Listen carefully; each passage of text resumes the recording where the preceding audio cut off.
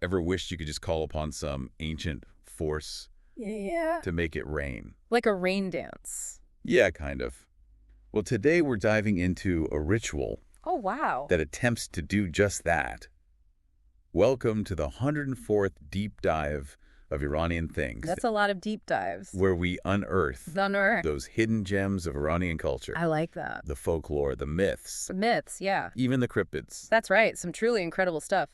I'm Tannaz, ready to explore. And I'm Q-Mars. Excellent. Excited to get into this.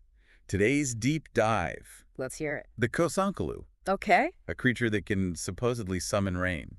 That's right. Specifically. Specifically. Yeah, Kosankalu features in the beliefs of the people of Aliabad Kamineh, Okay, which is in Fars province. got it. Fars province. So paint us a picture. What's the scene when this Kosankalu comes into play? All right. Imagine a time of drought. Classic Iranian problem, right? The villagers are desperate for rain, sunset approaches, and there's this palpable sense of anticipation in the air. Okay, got it. Parched land, everyone's on edge. Yeah, exactly. And what? Then, instead of, Mm-hmm. like a somber prayer session, Right? they gather for this lively, Lively. almost festive ritual to invoke the Kosankalu. Festive. To summon rain. Right. It's unexpected. Yeah, a little bit. And it all starts with the young people. Go. They choose a leader from among themselves who then leads this amazing Guys, call and response song. really? It's almost like a musical. So there's music involved. Yeah, it's not just chanting. What's the song like? The source material actually gives us some specific lines. The leader would sing something like Kosankalu tu kerde, Kosankalu tu kerde. which means Kosankalu is feverish. Feverish, okay. And the group sings back, Oi no dan ro kerd, Oino danro kerde. And that means, meaning the water from the gutters is flowing. hold on, feverish. Gutters overflowing. I'm seeing a connection to rain here. Right. It's all very symbolic. Exactly. It's fascinating how they weave these ideas together. Yeah. And it continues. The leader sings Kosankalu Kosankusha, and the group replies with Char sad tomen tufankisha, Char sad tomen tafankisha. Wow. Okay, what does that one mean? meaning its gun is worth 400 tomens. Wait a gun. This Kosankalu sounds pretty serious. Right. And then the leader sings Kosankalu Hadarsin, followed by the group chanting Bizan tudar tu beshkone. Bizan tudar tu beshkone. Intense. Which means hit, so it breaks the door. Okay, now it's getting intense. Breaking doors. Where does this all fit in? Well, as they're singing, Uh-huh. they move through the village in a procession. Okay. They go from door to door demanding firewood. Firewood, okay. And if the people inside don't comply, They- they literally break down the door to get it. Wow. That's a pretty dramatic way to collect firewood for a bonfire, right? It is, right. What's the deeper meaning here? Well, the firewood is key, but the act of going door to door, Yeah. the forceful demands, Uh-huh. even the breaking down of doors, Spaceship. it all adds to the intensity, The intensity. the urgency of their plea to the Kosankalu. It's like they're embodying the force of nature they need. Yes, The power of a downpour breaking a drought. exactly. So what happens next? They take the firewood to a designated spot Okay. and build this huge bonfire. Don't leave us hanging. What happens with the bonfire? Then the real celebration begins. Everyone dances and sings around the fire, rejoicing in the belief that they've done what's needed to bring the rain. So it's not just fear No. or desperation No, not at all. driving this ritual. It's Yeah. about community, coming together to overcome a challenge. Exactly. That's what's so fascinating about this Kosankalu ritual. Yeah. It's not just about a supernatural being. Right. It's about people taking action, Yeah. showing how committed they are, Committed to overcoming the drought. It really shows how deeply intertwined their lives are with the cycles of nature. Absolutely. They're not just waiting for rain, they're trying to make it happen. You got it. And you pointed out the connection between the Kosankalu's fever and the rain. Uh-huh. But there's even more symbolism at play here. What stands out to you? Well, that fire, for one thing, Okay, yeah. it can't just be about light or warmth. Right. No. It feels much deeper than that. Absolutely. Fire is a purifying force. Think of it as driving away the evil spirit of drought. They're literally fighting fire with fire, countering the dryness with this intense bonfire. That's a great way to put it. Right. It's like a symbolic battle against nature, a way to take control Yeah. when so much feels out of their hands. It makes you wonder, doesn't it? What Yeah. other cultural practices out there echo this kind of connection between nature, ritual, and community? Definitely something to ponder. Yeah. Now, we'd love to hear what stood out to you in this ritual so far. Yes. Be sure to leave your thoughts in the comments, like this episode, and subscribe to the channel so you don't miss our future deep dives. We love making them. We do. Keep diving in with us. Absolutely. Yeah, it's amazing how much symbolism. Right. And meaning is packed into this ritual. It really is. It really highlights the power of belief. Yeah. Wouldn't you say? It does. The villagers truly believed that by performing this ritual and calling upon the Kosankalu, that they could influence the natural world. Yeah. They weren't just hoping for rain. They were actively working to bring it about. Exactly. And that belief fueled their actions and gave them hope in a difficult situation. Hope is really important in those kinds of situations. It is. It's like they're saying, we're not going to just sit here and wait for the rain. Right. We're going to do something about it. Yeah, be proactive. Exactly. Speaking of action, that whole door-breaking thing. Oh, yeah. It's intense. It is. It makes you wonder if that level of urgency was always part of the ritual or if it evolved over time. Yeah, right. Maybe as droughts became more severe. That's a fascinating question. Unfortunately, our source material doesn't delve into the history of the ritual. Okay, too bad. But it's certainly possible that it changed over generations. I can see that. Reflecting shifts in the community's understanding of the Kosankalu or even their social dynamics, you know? It's almost like the ritual itself is a living thing, constantly being shaped. Absolutely. And reshaped by the people who practice it. Right.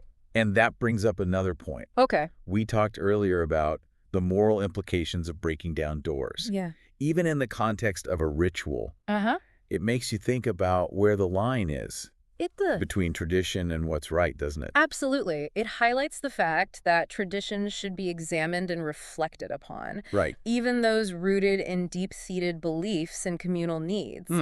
Just because something has been done for generations doesn't automatically make it right. Yeah, just because it's tradition doesn't mean it's good. Exactly. It also makes you wonder how the villagers whose doors were broken felt about it. Right. Was it just accepted as part of the ritual? Yeah. Something they understood and didn't hold against their neighbor? It's possible. Perhaps there was an unspoken agreement within the community that certain rules were suspended during this specific ritual. Okay. Because the need for rain was so great. Right. Or maybe there was some system of restitution in place. Okay. A way to make amends after the fact. I see. You know? It's like we're getting a glimpse into this whole world of unwritten rules. It is. And understandings that governed life in Aliabad Kamineh. Absolutely. It really makes you appreciate how much depth and complexity there is to even a seemingly simple ritual like this. It reminds us that there's often more to these traditions than meets the eye. Right. The most fascinating stories are often hidden beneath the surface,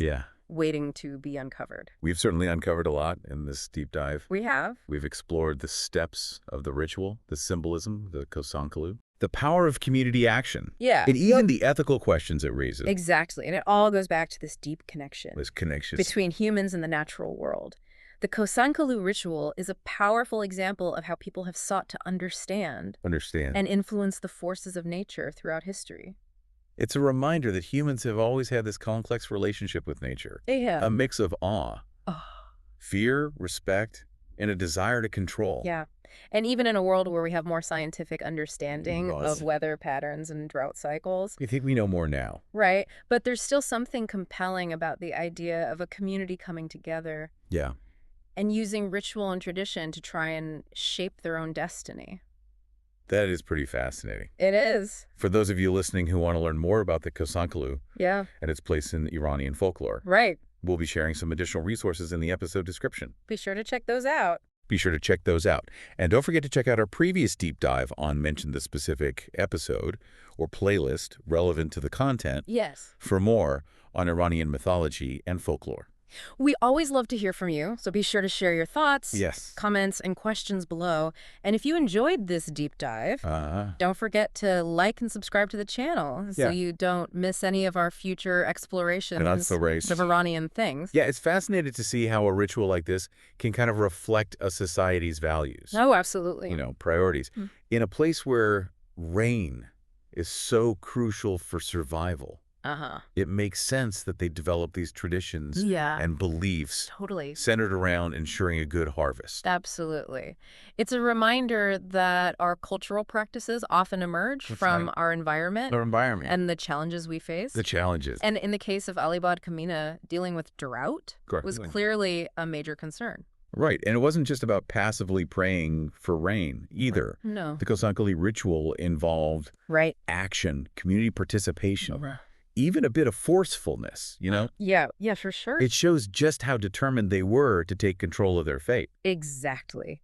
And while we might question the ethics of some aspects of the ritual. Yeah, like the door break. Like the breaking down of doors. Right. We can't deny the underlying message. This message of resilience and community spirit. Community. They weren't going to let a drought just wipe them out. Right. They were going to fight back both literally and symbolically.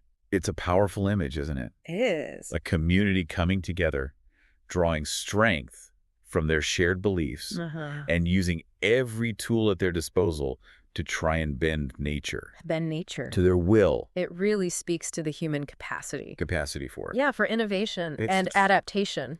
Even in the face of adversity. Yeah. And while we might not need to summon rain-bringing creatures or break down doors in our modern lives. Hopefully not. There's still a lesson to be learned. There is. From the people of Aliabad Kamineh. These people. And their unwavering commitment to survival. I think you're right. In a world facing so many challenges, from climate change to social and political upheaval, maybe we can all take a page from their book. Yes. And remember the importance of community, resilience, and a willingness to face our problems head on. Perhaps that's the most valuable takeaway from this deep dive into the Kosankalu ritual. It is. It's not just a curious piece of folklore. Right. It's a testament to the human spirit. The human spirit. And our enduring connection to the natural world. Well said. This has been a truly enlightening exploration. It has. Of the Kosankalu ritual and its place in Iranian folklore. It's fascinating. We hope you've enjoyed it as much as we have. And if this deep dive has sparked your curiosity... Don't forget to check out the additional resources we've linked in the episode description. Yes, definitely check those out. There's a whole world of fascinating traditions and beliefs out there waiting to be explored. And of course, be sure to like this episode. Like and subscribe. Subscribe to Iranian Things for more deep dives into the mysteries and wonders. Of Iranian culture. Yes. And leave us a comment letting us know what stood out to you about the Kosankalu ritual. We want to know. Until next time, keep exploring.